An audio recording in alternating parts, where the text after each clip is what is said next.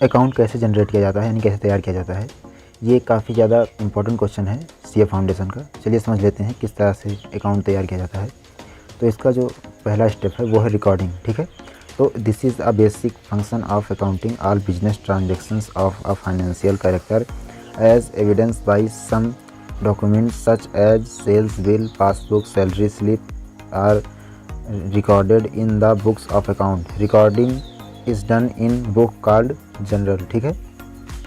तो जो एविडेंस होते हैं जैसे बिल हो गया, सेल्स बिल हो गया, पासबुक हो गया, सैलरी स्लिप हो गई, इन सबको जो एविडेंस हैं इनको सबको इकट्ठा करके एक बुक है उसमें लिख लिया जाता है, मतलब उसमें रिकॉर्ड कर लिया जाता है, ठीक है। उस बुक का क्या नाम है, जनरल। तो ये पहला स्टेप है।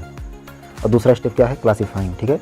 तो classification is the concern with the systematic analysis of the recorded data with a view to group transactions of entries or entries of one nature at one place so put information is compact and usable form. The book containing classified information is called ledger, ठीक है। तो classifying का क्या मतलब होता है, मतलब होता है वर्गीकरण, ठीक है। तो जो मतलब रिकॉर्डेड जो डाटा होता है उसमें से हर प्रकार के जो लेन देन होते हैं, जो सामूहिक लेन देन होते हैं, जो एक प्रकृति के लेन देन होते हैं, इन सबको अलग अलग के रूप में वर्गीकृत किया जाता है और इसको किस बुक में लिखा जाता है, उसका नाम है लेजर, ठीक है। उसके बाद जो अगला स्टेप है वो है समराइजिंग, ठीक है। It is the concern with the preparation and presentation of the classified data a manner useful और to the internal as well as the external users of financial statements. This process leads to the preparation of the financial statement, ठीक है। तो summarising का मतलब होता है संक्षेप, यानी जो डाटा होते हैं, जो वर्गीकृत वाले डाटा होते हैं, उनको इस प्रकार से व्यवस्थित किया जाता है इसमें कि वो दिखाने में, ताकि मतलब प्रेजेंटेशन करने में आसानी हो, उनको काफ़ी संक्षेप में, काफ़ी वर्गीकृत करके लिखा जाता है, ठीक है, अभी इस स्टेप में, ठीक है। उसके बाद जो आता है वो है एनालाइजिंग, ठीक है।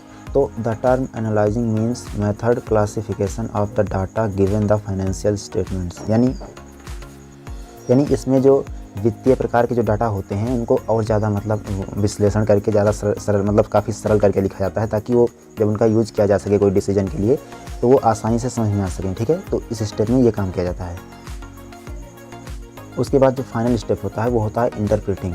तो this is the final function of accounting. It is the concerned with explaining the meaning and significance of relationship as accessibility of the analysis of accounting data, ठीक है।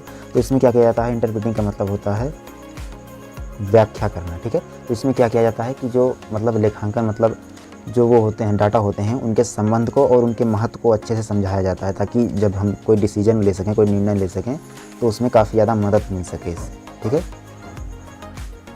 तो आई होप आपको काफ़ी अच्छे से क्लियर हो गया होगा। अगर आप चार्टर्ड अकाउंटेंट की तैयारी कर रहे हैं या चार्टर्ड अकाउंटेंट कर रहे हैं या फिर कॉमर्स से रिलेटेड कुछ भी कर रहे हैं तो आप मेरे चैनल को सब्सक्राइब कर सकते हैं। धन्यवाद।